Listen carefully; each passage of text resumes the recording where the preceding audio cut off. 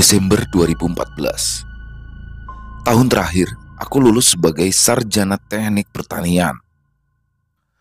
6 bulan menganggur, membuatku risih dengan pertanyaan kapan akan bekerja. Scroll demi scroll aku lakukan untuk mendapatkan informasi pekerjaan yang kala itu hanya tersedia melalui Facebook dari grup alumni suatu perguruan tinggi yang berada di Jogja. Semakin lama mencari, akhirnya terlihat gambar sebuah lowongan pekerjaan sebagai asisten perkebunan kelapa sawit dengan penempatan di daerah Sumatera. Dan tanpa berbasa-basi, aku pun segera mengirimkan berkas melalui email yang tertera di sana.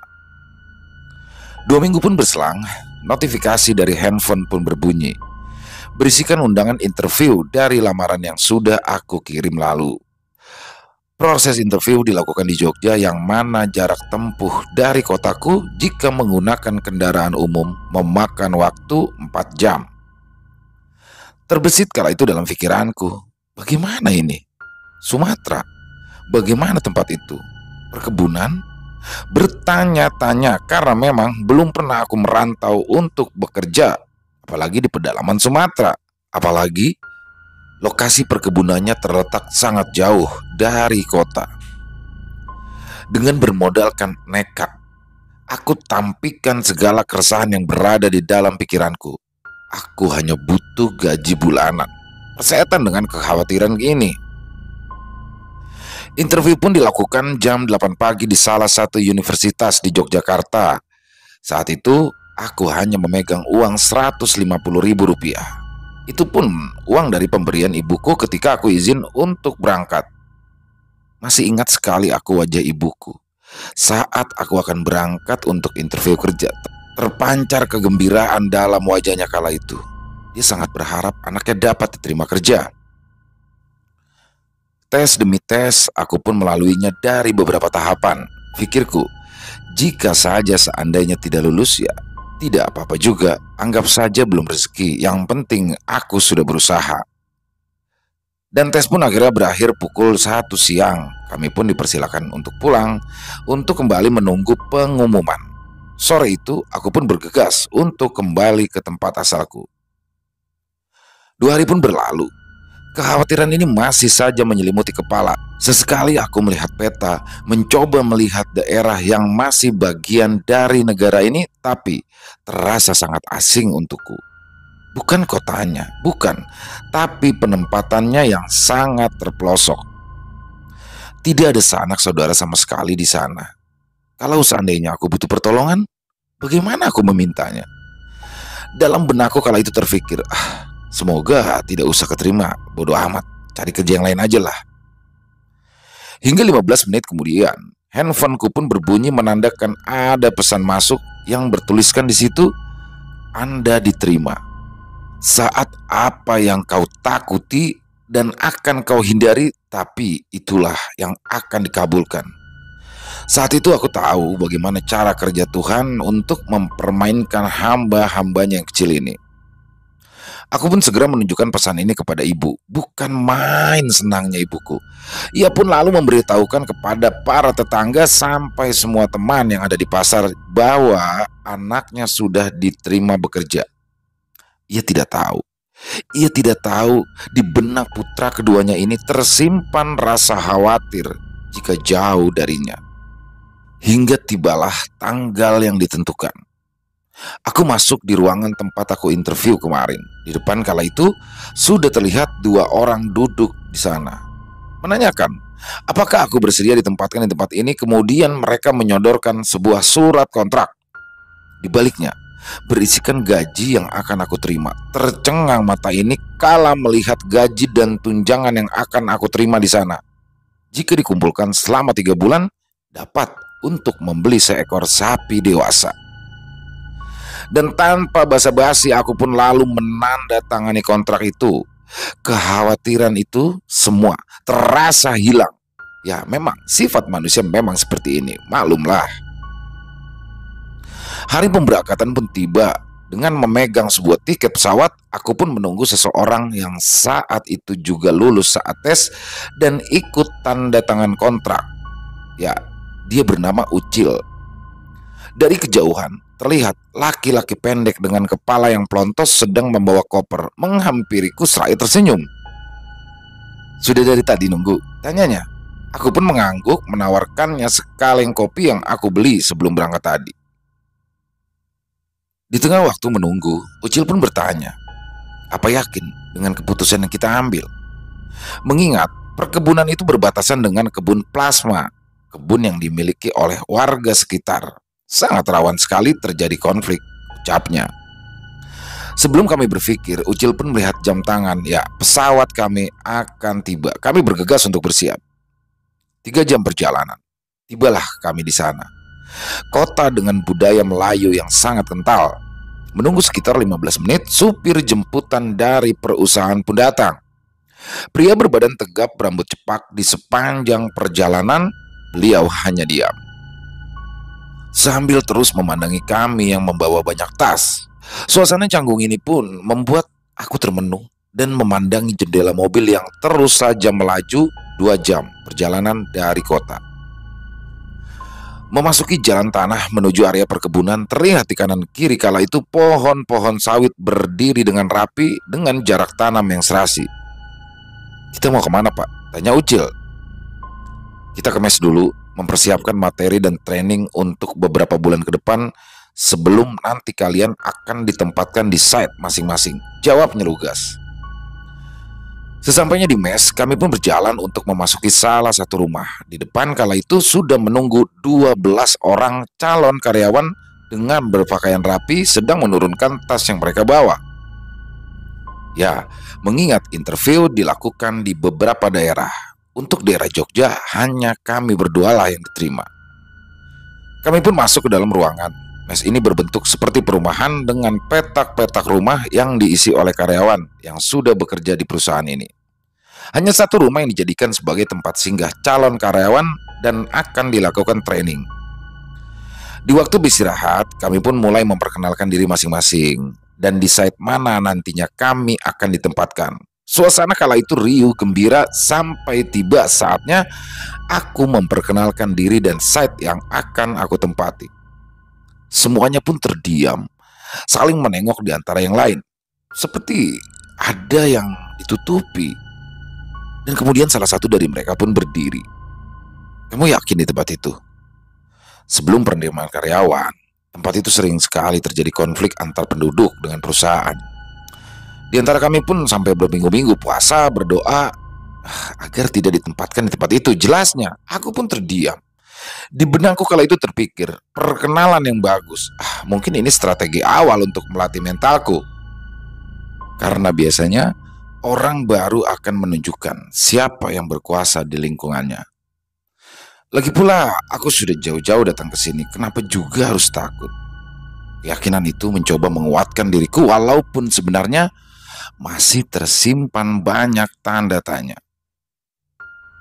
6 bulan pun berlalu. Karena aku jurusan teknik pertanian, aku pun lalu ditempatkan sebagai asisten pembibitan, di mana tugasnya ialah mengembangkan ratusan ribu bibit untuk memenuhi kuota permintaan divisi land clearing, penanaman ulang atau penambahan luas lahan. Selesai masa training, aku pun diberangkatkan di site. 4 jam perjalanan dari tempat training menuju site A. Semakin pelosok tempat ini menuju rimbunnya hutan sawit, tidak ada satupun rumah di kanan dan kiri jalan. Kecemasanku semakin menjadi-jadi.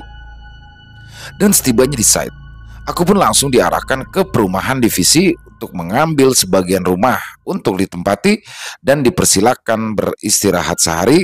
Kemudian esok harinya aku mulai bekerja. Suasana perumahan ini sangat sepi, padahal jam kala itu masih menunjukkan pukul 7 malam.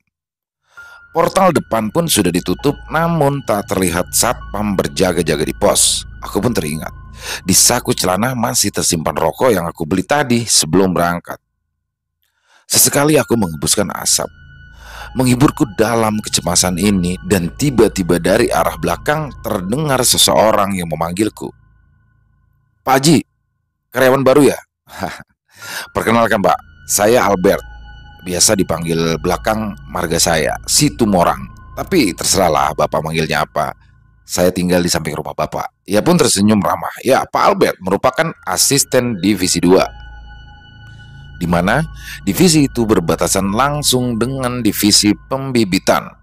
Aku pun mengangguk membalas senyuman beliau yang ramah itu seraya mencoba menawarkan rokok yang berada di tanganku. Pak Albert pun menjelaskan, jika sudah lewat pukul 7 malam, karyawan diwajibkan untuk masuk ke dalam rumah dikarenakan situasi kebun ini yang masih belum kondusif. Belum kondusif? Maksudnya gimana ya Pak? Tanyaku. Kebun ini akan dilakukan penanaman ulang karena saking lamanya tidak dilakukan replanting. Banyak sekali batas kebun yang masih samar. Jadinya ya begitulah, sering bergesekan dengan kebun plasma milik penduduk setempat. Tapi sebelum selesai berbicara, Pak Albert segera menyuruhku untuk bergegas masuk ke dalam rumah dan kami pun akhirnya segera masuk. Dari perkataan Pak Albert tadi membuatku tidak bisa untuk tidur. Kala itu aku hanya terdiam di dalam kamar. Rumah sebesar ini tidak seharusnya hanya diisi oleh anak muda sepertiku. Dan saat mataku ingin terpejam, sekelebatan sinar senter terlihat menyinari kelambu yang menutupi jendela kamar. Terdengar percakapan dari dua orang yang berasal dari arah luar, berbisik menggunakan bahasa Melayu seperti mengawasi rumah ini. Suara itu perlahan bergerak menuju ke arah pintu depan. Lalu terdengar tuas pintu seperti ditarik. Ceklek. Trak. Aku menjatuhkan ponselku yang aku taruh di atas meja. Dan suara itu pun hilang. Keesokan harinya aku pun terbangun. Dari pintu depan terlihat bekas lumpur yang mengering membentuk 4 jejak kaki. Ya, kita sedang diawasi. Setibanya aku di divisi, aku pun lalu memperkenalkan diri sebagai asisten pembibitan yang baru kepada pekerja di divisiku. Kemudian merancang segala rancangan kegiatan harian dan bulanan di mana itu sebagai pedoman saat akan mulai bekerja nanti. Setelah penjelasan itu, buruh pekerja aku persilakan untuk segera bekerja dengan masing-masing tanggung jawabnya. Tak selang beberapa lama, mandor pun menghampiriku. Namanya Pak Soza, dia dari suku Nias. Aku biasa memanggilnya Pak Oza. Pak, kalau boleh saran, jika nanti terjadi hal-hal yang tidak diinginkan, Bapak segera hubungi saya, ucapnya. Aku pun di sini bertanya maksud Pak Oza. Ya, ia menjelaskan kalau memang sering ada warga kampung yang suka menyusup ke perumahan divisi, mencari karyawan perusahaan lalu menculiknya. Tidak peduli apakah itu anak kecil ataupun orang dewasa. Berita ini ia dapatkan dari cerita seorang pekerja yang bertempat tinggal di kampung sebelah. Konflik ini terbendung sebelum Bapak datang ke divisi ini, jawabnya. Hari-hari pun aku lalui dengan bekerja sesuai arahan dari manajer sampai suatu kejadian terjadi di divisi 2. Pak Albert, selaku asisten divisi 2 melakukan kesalahan ukur batas wilayah yang akan dijadikan parit gajah. Parit sedalam 3 meter dengan lebar 2 meter saat diukur dengan alat di layar terdapat kesalahan 4 mm. Tapi jika ditarik lurus sepanjang 300 meter maka terjadi pelebaran menyerong sepanjang 15 meter masuk ke wilayah kebun dari milik warga. Ya, divisi 2 adalah divisi paling luar dari wilayah kebun perusahaan. Konflik pun sudah tidak terbendung. Pekerja mendapat kabar penyerangan akan dilakukan malam ini oleh warga sekitar. Sore itu, aku pun bergegas untuk kembali ke mes. Suasana mes menjadi ramai dengan para asisten dan manajer. Semua pun terdiam, saling menunduk. Tiba-tiba, dari arah pos keamanan, seseorang parubaya menghampiri dengan tergopoh-gopoh. Pak, warga yang marah sudah sampai di pabrik, Pak. Ya, pabrik dengan mes berjarak 1 km. Di sana terdapat satu-satunya menara komunikasi pemancar sinyal telepon yang biasa kami gunakan untuk berkomunikasi. Manajer kami pun menelpon manajer bagian pabrik. Di sepanjang telepon beliau mengabari jika pabrik sudah dikepung ratusan orang yang dibekali dengan senjata tajam dan beberapa lainnya membawa senjata api rakitan. Tiba-tiba terdengar kala itu suara dari seberang telepon sana. Ampun Pak, ampun, kita bisa bicarakan baik-baik. Tunggu. Tutut dari kejauhan mengepul asap hitam mengarah dari pabrik. Menara itu sudah dibakar. Bergegas kami mengecek handphone, ya sinyal hilang. Malam itu kami pun berjaga-jaga. Salah satu karyawan mengabarkan jika beberapa warga bergerak mengarah ke perumahan divisi tempat kami tinggal sambil menunjukkan secari kertas yang disebar ke pekerja kami bertuliskan, yang pakai baju putih penggal kepalanya. Ya, seragam dan helm putih ialah baju yang biasa kami pakai sebagai seragam asisten. Melihat pesan berantai itu kami pun bergidik ngeri. Sambil pasrah jika nanti tiba-tiba saja warga datang ke tempat kami, apa yang bisa kami lakukan? Bantuan dari kota hanya bisa datang beberapa hari esok. Akses masuk ke kebun ini pun sudah ditutup oleh warga. Kemudian salah satu di antara kami pun mencoba menenangkan dan menyuruh untuk kembali ke mes masing-masing, mengunci pintu dan menjauhi jendela. Kami pun kembali. Malam itu menjadi malam yang sangat panjang bagiku. Sesekali aku memandangi layar handphone yang kala itu sudah tidak ada sinyal, memandangi foto-foto saat aku akan berangkat pertama kali ke sini. Tak ada yang tahu bagaimana situasi bisa berubah secepat ini. Tiba-tiba saja listrik pun padam, dibarengi dengan suara dentuman dari pabrik yang terdengar olehku, satu-satunya pembangkit listrik di tempat kami. Di ruangan yang gelap ini, aku pun meringkuk di bawah tempat tidur sambil sesekali melihat pintu. Dalam hati terbesit, bagaimana jika mereka sudah datang? Sekelebat sinar senter pun masuk melalui celah jendela. Keringat dingin mulai bercucuran. Kemudian dari arah rumah sebelah terdengar suara dobrakan. Teriakannya terdengar dari ruangan tempat aku meringkuk. Suara minta ampun dan suara tangis saling bersahutan. Aku menutup telingaku serapat mungkin sampai suara itu pun perlahan menghilang. Matahari subuh mulai merangkak naik. Aku pun terjaga, ternyata hari sudah berganti. Aku memberanikan diri untuk membuka pintu. Dari arah tempat aku berdiri kala itu sudah berkumpul para asisten yang berdiri di samping rumahku. Aku pun bergegas mendekat, masuk ke dalam rumah itu. Ternyata terlihat mayat Pak Albert dan istrinya berada di dalam bak mandi dengan parang yang masih menancap di lehernya. Kejadian itu membuat nyali kami ciut. Beberapa dari kami membakar baju seragam putih yang biasa kami pakai untuk bekerja.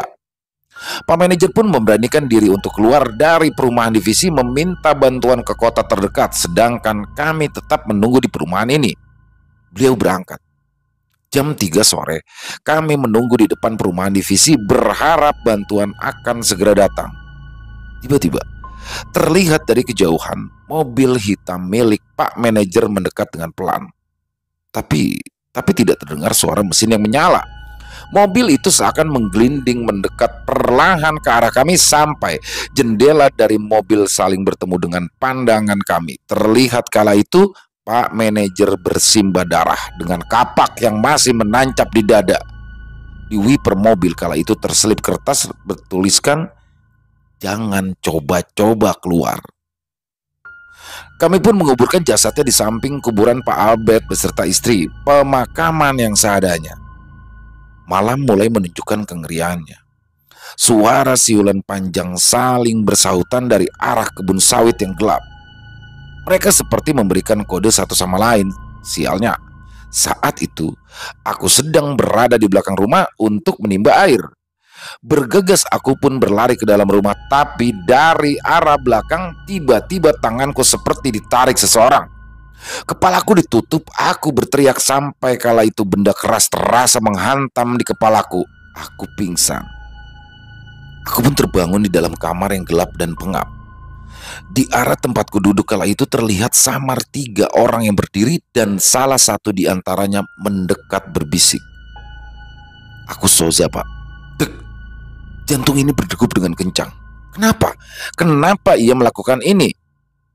Dan sebelum pikiranku tenang, seseorang yang lain menanyakan siapa aku dan dari mana tempatku berasal. Aku tidak menjawab. Kemudian Soza memotong pembicaraan, menjelaskan ke orang itu bahwa aku tidak tahu apa-apa. Orang baru tidak seharusnya dibunuh. Dengan suara lantang, orang yang bertubuh tinggi itu berucap, "Baik, aku percayakan orang ini kepadamu, Za. Tapi aku harus minta bukti kesetiaanmu kepadaku. Apa yang bisa kamu buktikan jika orang ini tidak berbahaya?" Sambil menunjuk ke arahku, kemudian Soza pun mengambil pisau yang kala itu terikat di pinggangnya, dengan cepat menarik dan memotong jari tengah lalu jari manisku. Aku yang mengerang kesakitan hanya bisa menggigiti kera bajuku. Darahku terus bercucuran hingga akhirnya aku pun pingsan. Dalam suasana yang gelap, aku pun merasakan sensasi seperti digendong. Kemudian aku pun terbangun. Aku terduduk di samping jalan ditemani Soza. Dari arah kejauhan terlihat mobil bak berisikan muatan sayur. Saat itu Soza membisikkan sesuatu kepada sopir, kemudian tubuhku dihempaskan di sela-sela tumpukan sayur sebelum pergi. Soza pun mengatakan agar jangan sampai terlihat. Suasana di sini masih belum kondusif. Jika sayang dengan nyawa, turuti perkataanku, Pak, ucapnya. Aku meringkuk, menutupi sebagian tubuhku dengan sayur. Sesekali aku merasakan mobil ini berhenti, seperti sedang bercakap-cakap dengan seseorang. Hanya terdengar samar dariku, sopir itu meyakinkan seseorang itu bahwa ia hanya membawa sayur. Kemudian seseorang pun memeriksa bak belakang. Kakinya menginjak tangan kiriku tepat di mana bekas jariku yang dipotong. Sesekali aku menggigit lidah, menyembunyikan rasa sakit, dan tak lama orang itu pun turun mempersilahkan mobil untuk pergi. 4 jam perjalanan. Supir memberhentikan mobilnya. Dengan tangan yang masih terbalut kain, aku pun turun dari mobil. Di keramaian, orang-orang memperhatikanku dengan wajah terheran-heran. Memperhatikan sesosok manusia yang berantakan, pucat, dan membopong tangan sebelah kirinya. Aku menunggu di tempat duduk bandara seperti orang hilang. Tidak ada lagi yang bisa aku hubungi. Yang tersisa hanya dompet dan ATM. Handphoneku sudah tertinggal di tempat terkutuk itu. Pikirku, mungkin aku naik bis saja ya. Tiba-tiba dari arah kejauhan terlihat bayangan seorang perempuan. Ibu, apakah ini hanya mimpi? Bagaimana ibu bisa tahu? Keluargaku menjemput di bandara. Aku terlihat sangat kurus. Sesekali mereka melihat tangan kiriku yang terbalut. Seraya bilang, "Makanya hati-hati toh kamu le kalau kerja." Bapak dan ibuku dikabarkan oleh perusahaan bahwa aku mengalami kecelakaan kerja dan dipulangkan pada hari yang sudah ditentukan. Akhirnya mereka semua pun bergegas menjemput hari ini. Setibanya di rumah, aku pun mencari segala informasi berita tentang kerusuhan. Dan hasilnya, tidak ada media manapun yang meliput berita yang sudah aku alami. Aku perjelas pencarian dengan mencantumkan nama dan tempat aku bekerja.